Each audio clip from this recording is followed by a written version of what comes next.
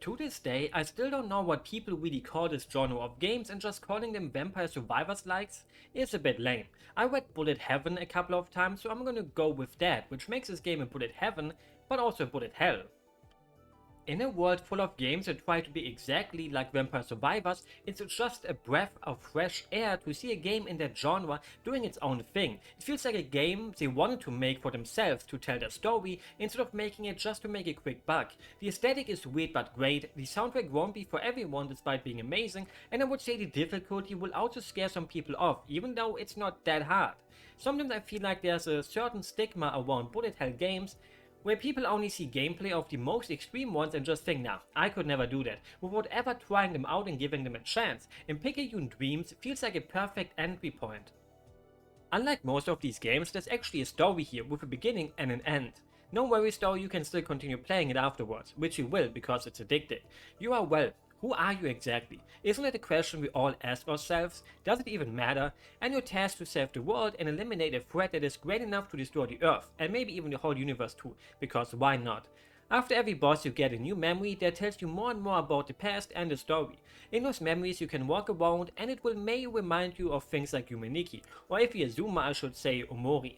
I already don't want to say more than that because I feel it's best experience for yourself. It really reminded me of an older anime I watched once called Bokurano. I love everything about the aesthetic of the game. It looks like a game that does not really exist. Sounds more like an insult than a compliment, but I mean it in a very nice way. The fake 3D planets and space stations in the background, the different colored space skies, but the real standout are the enemy designs. They're just so out there. When you think of space, you think of aliens. When you think of aliens, what do you think do they look like? Green or grey little fellas, actual scary monsters like the xenomorphs from Alien, or something so weird they don't even make sense, like the ones in this game. Just random hands, funny faces that turn spongy mode on when you come too close, hamburgers without any toppings on them. Yeah, they feel and look quirky, but something about that just feels so unsettling, even if you may not get unsettled by them at all. Like the feeling of a xenomorph chasing you would make you poop your pants, but getting chased by these things would make me think, well, I really don't want those to get me. It's kinda hard to explain in words. But it doesn't just stop with the designs of the enemies, but also the menus, which could maybe confuse you at first. When I was allowed to pick my first upgrade and was greeted by the screen, I thought, yeah, I totally see what this upgrade does. I'm pretty sure it displays the actual code of the game with how it actually upgrades the weapons in the background.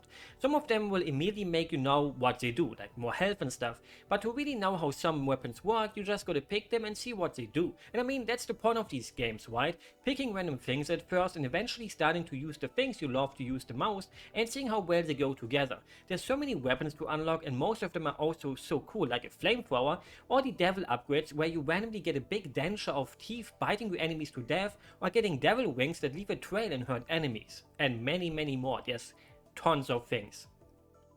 The look of the game also actually unlocked an ancient childhood memory of playing the Breeze 32 on my uncle's computer, which is an asteroids clone. You know those games where you fly around in a little spaceship and shoot asteroids, which is basically the blueprint of bullet heaven games with way less enemies on the screen. Remembering that also made me remember getting Lego Island Extreme Stunts and having to play it on my uncle's PC too instead of the family computer at my place because it didn't run on it. PC gaming requirements didn't exist in my little brain at that time yet, and this made me mostly just want to play on consoles instead. I miss being a dumb kid sometimes. Now I'm just dumb. When it comes to music, I am really bad at describing it, probably because I normally don't really listen much to breakcore, but it's just so chill and fits the game so well. It gives it this otherworldly feel. It's almost weird how relaxing breakcore feels to me, despite it being so fast and the constant noise of it. It's the only bullet heaven game where I have not turned off the game's music a single time to put on my own, which I normally do after a few runs, because in those games the music is kinda just whatever. Here it's part of the identity of the game. Turning it off and playing with different music would just feel wrong, and luckily you will never want to turn it off anyways, unless you're a bad person. You don't want to be a bad person, do you?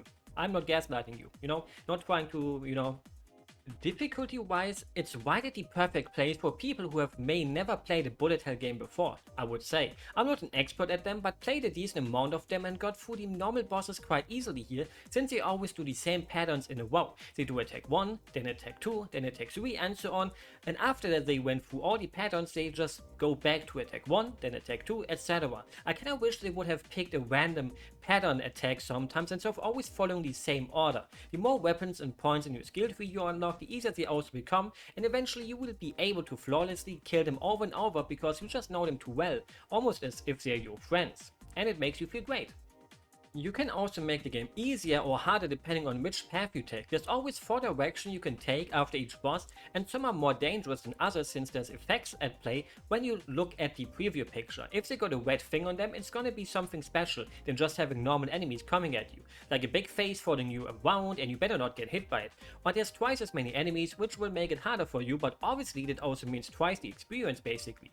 Enemies who are smaller and faster, enemies who are bigger and slower, but those effects also happen to you, so while bigger enemies are harder to avoid, it's also going to be easier to hit them since your projectiles are also way bigger, and they're bigger, so it's like double the accuracy, probably. The normal bosses are fun and all, despite being a bit too easy like I said.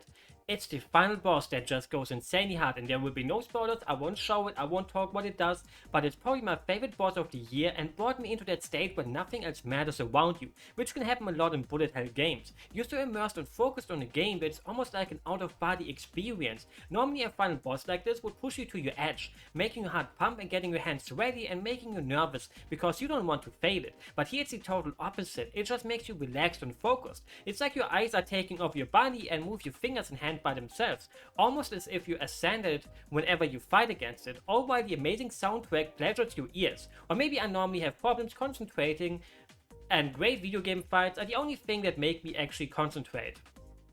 Also, like I said, good news, I still feel like playing the game even after beating it. There's still some things to unlock and tons of builds to try out, especially with its huge skill tree where there's just lots of options and you just want to try out most of them.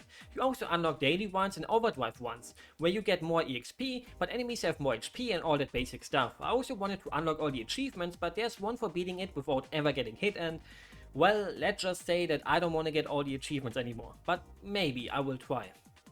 But maybe I won't. But I only said positive things so far, so let me say something bad. Or this point is not really bad, it's just something I would have wanted in the game.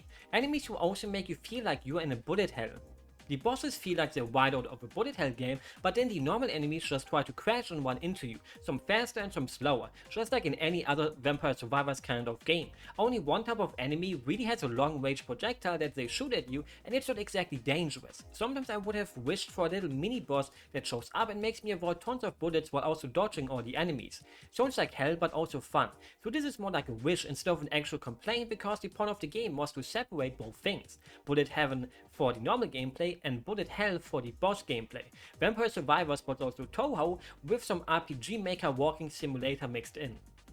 And that about sums it up. It's all I can really say. Go buy it right now. It's only $5. It feels like buying substances you shouldn't be buying at such a low price. Almost feels like I'm doing something illegal, which I have never done in my life before. I'm a good boy. Always stay on the safe side of the road, and even if you cross that road, there's always a way to come back from it. Probably. I believe in you. So with that said, I wish you a good morning or a good night depending on your time zone. Hope you enjoyed the video. And go buy it. No, this is a threat. It's not. Don't ban me.